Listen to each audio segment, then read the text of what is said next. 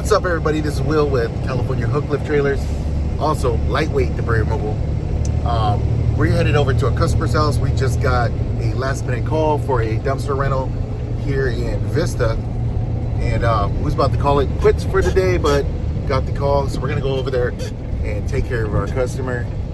He needs a dumpster for a roof tear off, so it's gonna be a heavy one. We're gonna give him a 15 cubic yard dumpster rental and pick it up, I think, Sunday. Probably needs it picked up by Sunday. They're gonna tear off his roof.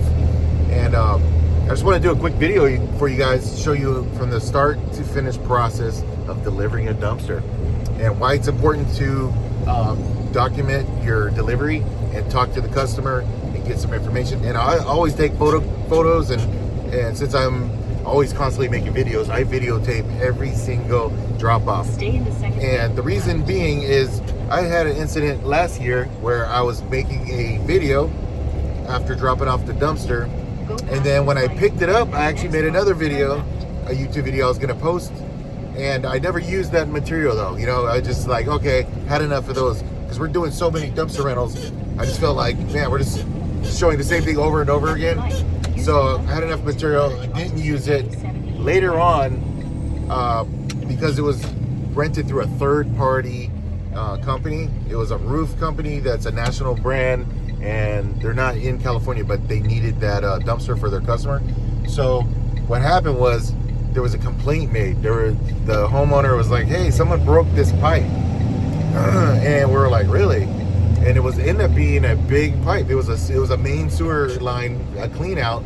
So it's by 3 to 4 inches in diameter, and it was buried very deep. So it was probably down about 7 feet at the bottom. And what happened was somebody hit it and caused it to crack, and they were worried that it was cracked down where it connected to the main sewer line under or nearby the front of the house.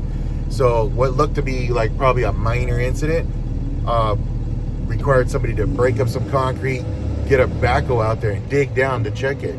So what was interesting was they were like, what are you going to do about it? And I'm like, do what about it? How do you know it was us? You know? And right away they passed the blame. They're like, look, can you go out there, talk to the lady, let her know that your driver probably hit it with the dumpster when he delivered it. And I'm like, well, they don't realize I'm the owner and I'm the delivery driver. But so I went out there, looked at it, and right away we could tell. It was like the dumpster did not do it, and the dumpster was nowhere near it. But they were still thinking like maybe because we brought multiple dumpsters there that at some point the dumpster wasn't in the same spot and damaged it. And I was like, there's no way possible. But it was very close to the edge of the concrete, so you know, I had me scratching my head and I didn't know what we were gonna do. So they were moving forward with it and then getting an estimate and asking me how we were gonna cover it. So I was kind of worried about it. And then I was going through my videos, and there it is. I see a video of every time I dropped off a dumpster there, and the 3 times I was there dropping dumpsters, and I was able to see and prove and document that my dumpster was nowhere near it. In fact, it was like 15 feet from the that sewer clean out line, all times, right? And as soon as I made a video and I sent it to the company that rented the dumpster through us, and it was obvious. And then they said, thank you, sorry about that.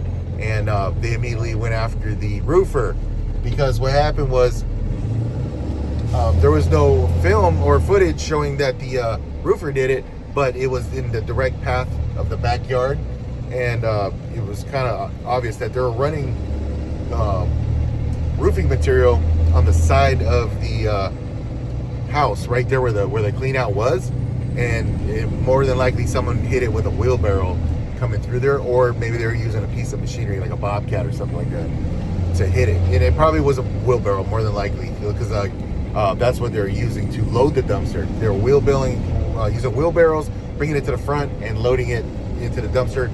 And then at some point, when they were doing the front part, they were tearing it off and then throwing it directly down into the dumpster. So anyway, long story short, always guys, take pictures when you can of the dumpster. Take a picture of the contents that's in it. You know, take a picture of any damage around your dumpster, and then you know, so when you put it down and then when you pick it back up, you have some kind of proof, you know, some kind of evidence. Most of the time we never have issues. I take pictures all the time, but I've never had much issues at all. But just in case, you know, that was just kind of one of those things. So anyway, that's something I always tell people, you know, when they're learning how to drop off a dumpster, just be careful for that. You know, don't be so in a rush where you damage something. And then always look out for power lines, guys. That's a big one. Always look up. Train your head to look up. Look out for eaves of roofs. Look for mailboxes. Look for power lines and TV and cable lines and all that stuff, internet lines going up around the dumpster, because you do not want to touch your dumpster to a high voltage line at all, you know. So that would be good. All right, guys, let's get over there and I'll show you how we place the dumpster down. Use the right lane to take exit 6 onto Vista Village Drive.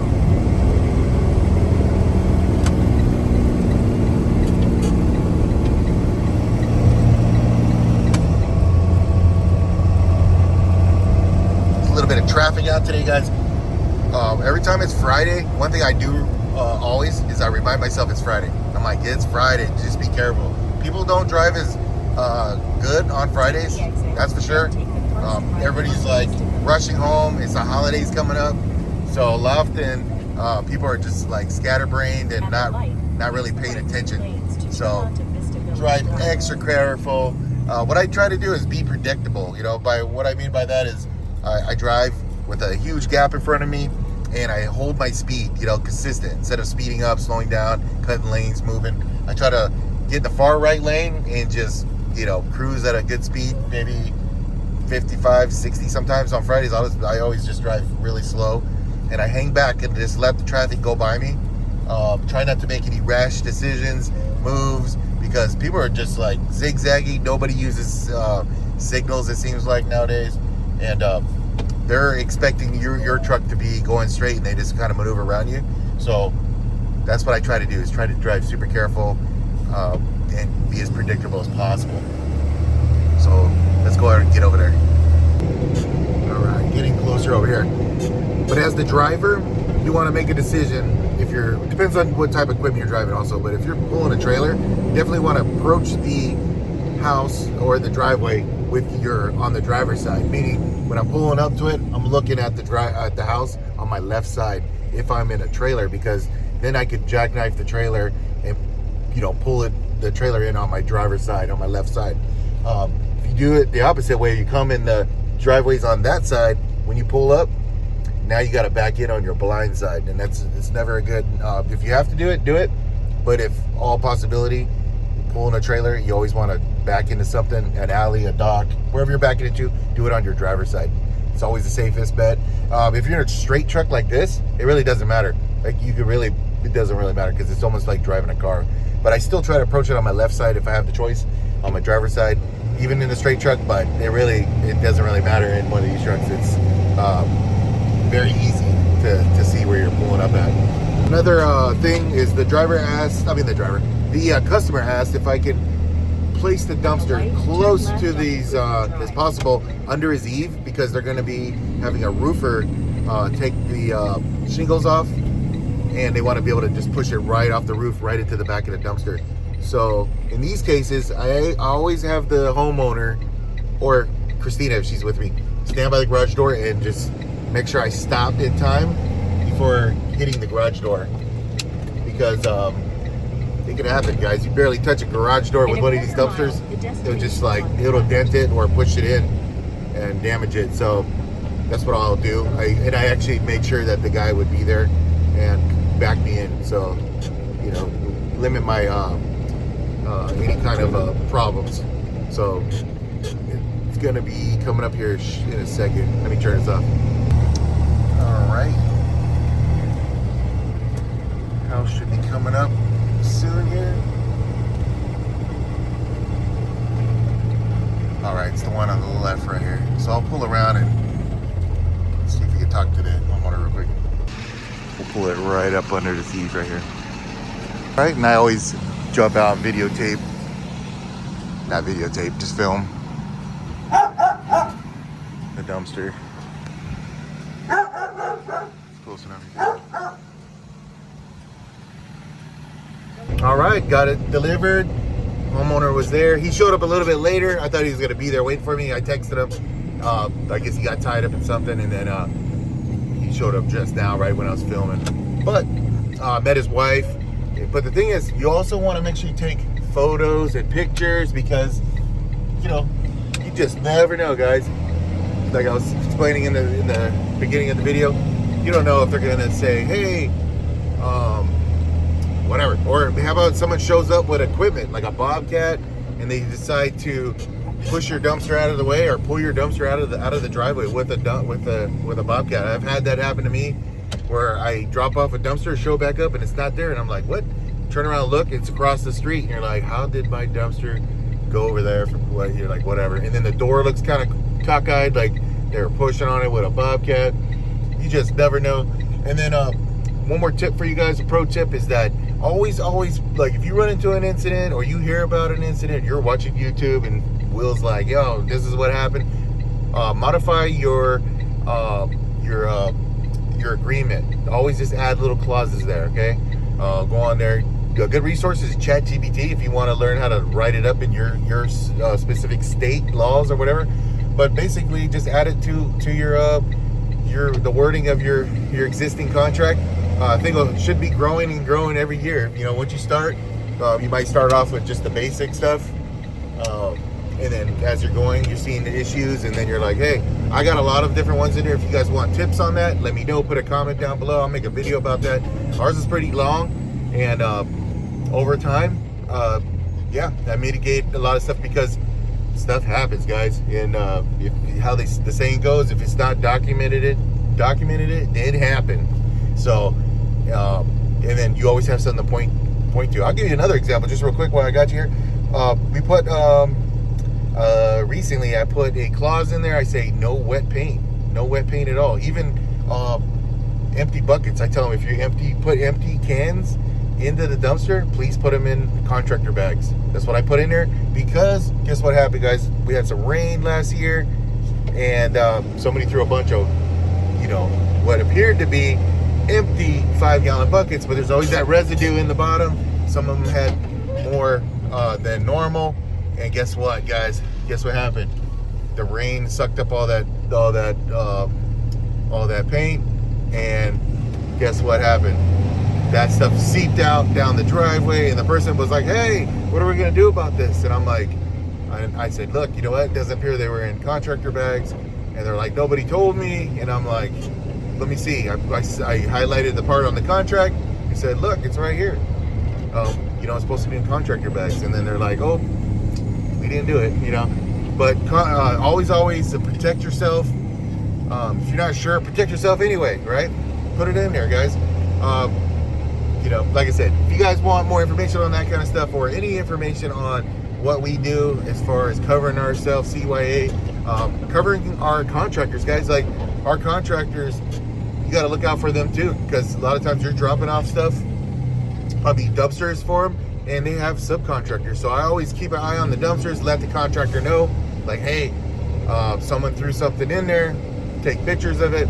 If sometimes the homeowner or somebody nearby, like a neighbor, throws a couch in there, don't just take it, because it's going to be an ongoing problem.